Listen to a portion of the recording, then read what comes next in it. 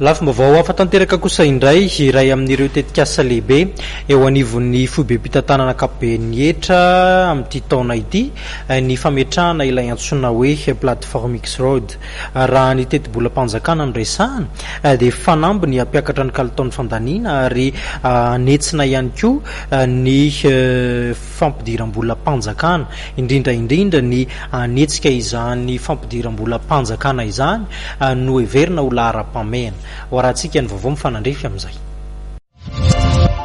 Tanjon'ny foibem-pitantanana ankapoben'ny hetra ny fanaparitana ny fahafahana mandoa hetra ho an'ny rehetra. Mitoy ny fampahafantarana sy ny fampianarana momba ny hetra online ary maro ireo tolo-drara azo atao amin'ny alalan'ny fikirakarana ny solosaina ankehitriny raha ny fampatsiahivana ny oety ny tele-jeneraly ny foibem-pitantanana ankapoben'ny hetra. Fanamby goavana ny fampiasaina ny plateforme XROAD.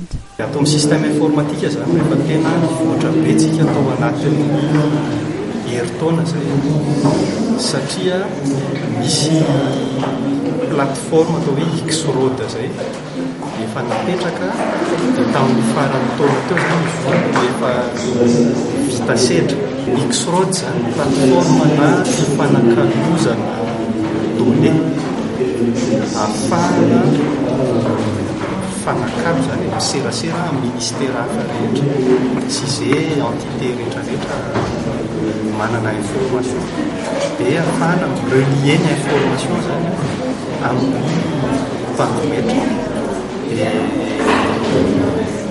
Rehefa tena io zany mampiatra ny isitsika fotoana efa engagement antsika mihitsy mampiatra ny fotoana rehefa tena mihoatra zany miatra i plateforme na échange de données dia na ministère de l'intérieur na ministère de justice na ministère de finance na ny organisme isan-karazany dia efa information anatin'ny plateforme XROAD daholo dia afahana fantatra amin'izay zany na fananana tsirairay avy.